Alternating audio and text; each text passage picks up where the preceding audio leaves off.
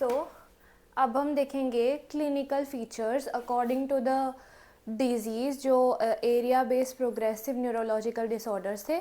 सो हर एक के डिफरेंट डिफरेंट सिम्टम्स हम लाइन वाइज देखते चलेंगे। सो सबसे पहले is the most common and most important is the ALS, amyotrophic lateral sclerosis, जिसमें हमें पता है दोनों का लीजन होता है, upper motor neuron lesion and lower motor neuron lesion. So इसमें there is paralysis and paralysis मतलब कि जो मसल है वो बिल्कुल काम नहीं करेंगी, no motor supply, zero motor supply and weakness या फिर स्टिफनेस। अब दोनों लीजन के सिम्टम हमें दिखाई देंगे। वीक भी हो सकती है, मतलब टोन एकदम रिड्यूस है, फ्लैसिड पड़ी है मसल, उसका मूवमेंट ही पॉसिबल नहीं है। And then comes the stiffness, मतलब स्पास्टिसिटी बढ़ गई है, हाइपरटोनिसिटी है। देन ये होगा किस चीज़ का? लिम्ब वाली मसल्स का, upper limb and lower limb and the bulbar muscles.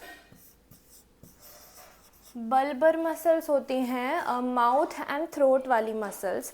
सो जैसे हम अपने माउथ के थ्रू खाना खा रहे हैं, बोल रहे हैं, and also the respiration and swallowing।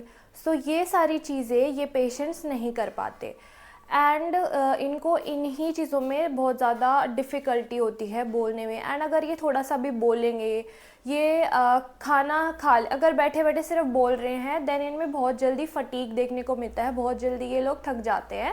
And also अगर सिंपल खाना खा रहे हैं तो उससे भी ये बहुत थक सकते हैं। Then voluntary control of the muscles. Obviously अगर मोटर सप्लाई नहीं है, वो चला गया है, तो मैं अपनी मसल्स को कैसे अपने हिसाब से मोड़ो तोड़ूंगी, कैसे अपनी कोई भी मूवमेंट करूंगी? So that is completely lost. Then comes the कि जो सिम्टम्स हैं वो ऑनसेट कब हो सकते हैं? 35 ईयर्स से इनका ऑनसेट हो सकता है, but the most common age is 40 to 60 years. लेकिन बाकी जो rest of the ages that are spared, उनमें भी ये पाया जा सकता है। इसका प्रोग्रेशन ऐसे होता है, रेस्पिरेटरी फेलियर होगा धीरे धीरे, क्योंकि प्रोग्रेसिव डीजनरेशन है, धीरे धीरे होता जा रहा है। Then it will lead to the death and it is more common and more prone to the men than the women. And इसका कॉज हो सकता है mutation in the chromosome 9 open reducing frame 72। I know थोड़ा अजीब है। C9orf 72 25 to 40% cases के लिए ये रिस्पॉन्सिबल होता है। एंड जो हमने पहले पढ़ा था copper zinc super oxide dismutase 1, वो 10% केसेस के लिए रिस्पॉन्सिबल है। Then we will move to the bulbar palsy. ये ऐसे है। बल्बर पाल्सी में हमें पता है लोअर मोटर न्यूरॉन अफेक्टेड रहता है, लेकिन वो किस एरिया का? बल्बर एरिया का, जो हमारी लोअर मोटर न्यूरॉन जिनको सप्लाई कर रहा है, माउथ एंड थ्रोट का जो एरिया है वहाँ पर। और हमें पता है इसमें कौन कौन सी क्रेनियल नर्व अफेक्टेड रहती है, 9, 10, 11 एंड 12। एंड हमें पता है कि वो वाली इस एरिया में ही सप्लाई करती हैं, we know hypoglossal glossopharyngeal nerves. देन इसमें chewing, swallowing and speaking will be affected. Obviously these will be affected if this area is affected. Weakness होगी टंग की, फेशियल मसल्स की एंड गैग रिफ्लेक्स की। गैग रिफ्लेक्स अगर कम होगा तो ऑब्वियसली जो swallowing है वो कम हो जाएगा, देयर विल बी डिस्फेजिया। इन लोगों में प्रोबेबिलिटी रहती है choking with their own saliva and food। कभी भी there could be the possibility of choking, क्योंकि जो swallowing वाली muscles हैं, जो भी हमें खाना सटकने में मदद करती हैं, वो weak हैं। and there are emotional changes, ये सूडो बल्बर पाल्सी में मिलता है with all of these symptoms plus the emotional changes, कि इनको कभी भी हंसना आ जाता है किसी भी इनएप्रोप्रिएट टाइम पर, एंड कभी भी रोना आ सकता है। So this is known as the pseudo bulbar effect और the emotional lability. Also, there is one more symptom is the siluria. Siluria is the excessive production of the saliva, and this could differ in patients में, या तो there could be excessive siluria मतलब excessive saliva, या फिर there could be the dryness of the mouth.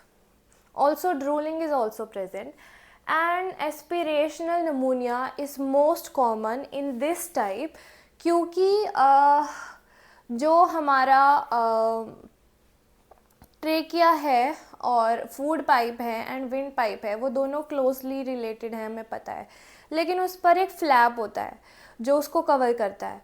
सो जब भी कोई खाना खा रहा होता है ताकि वो जो खाना है वो हमारे लंग्स में ना चला जाए, खाना फ्लूइड या जो भी हम खा रहे हैं वो हमारे लंग्स में ना चला जाए, इसकी वजह से वहाँ एक फ्लैप है. But those muscles are weak, वो फ्लैप इनमें वीक है. सो अगर वो खाना लंग्स में चला जाता है then there will be possibility of the aspirational pneumonia. Then comes the primary lateral sclerosis. ये मैंने बस ऐसे ही याद करने के लिए लिखा है, कहीं ही लिखा हो पेपर में.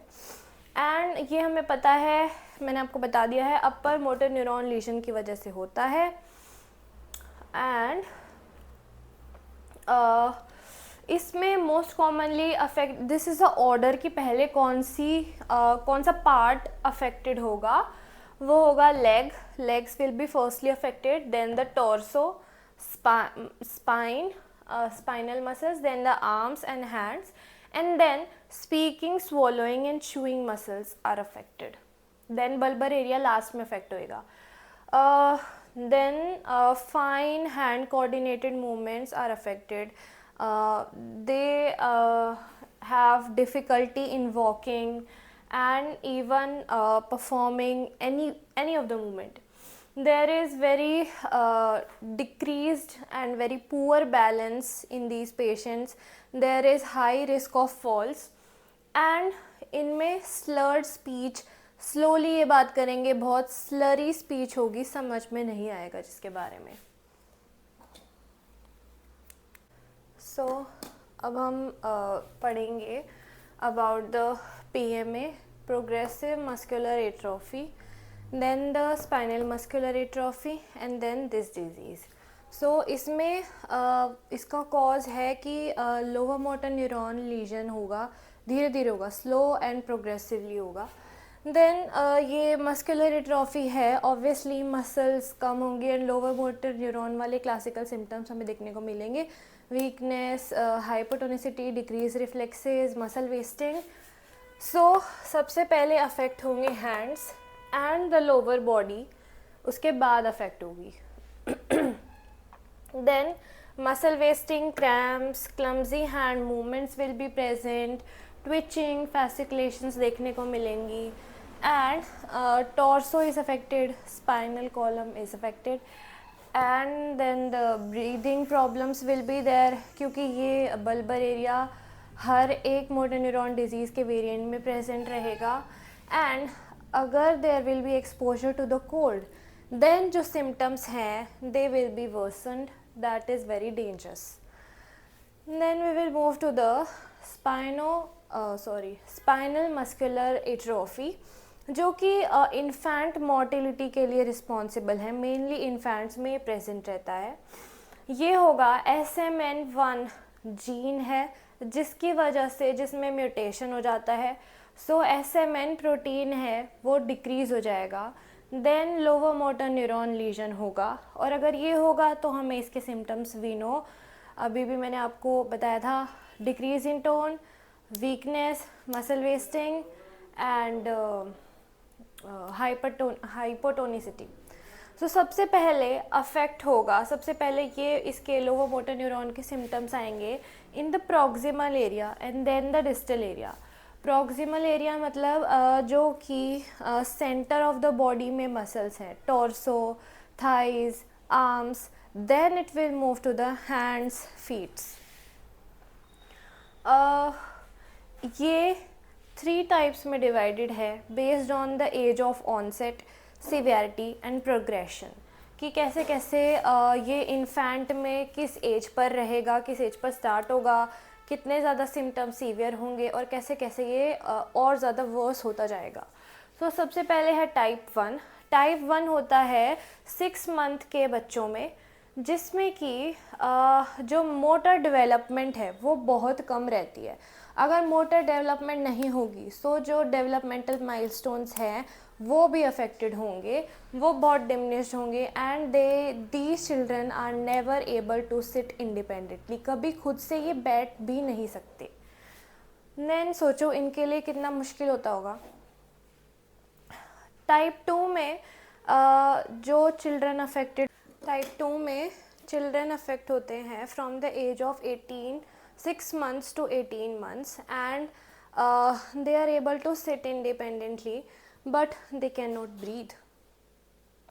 Then we will come to the type 3। Type 3 में जो एज होती है वो होती है 2 years to 17 years, and in लोगों में एबनॉर्मल गेट प्रेजेंट रहता है, फिंगर ट्रेमर्स प्रेजेंट रहते हैं, high steppage gait will be there, very loss of balance, decrease balance will be there.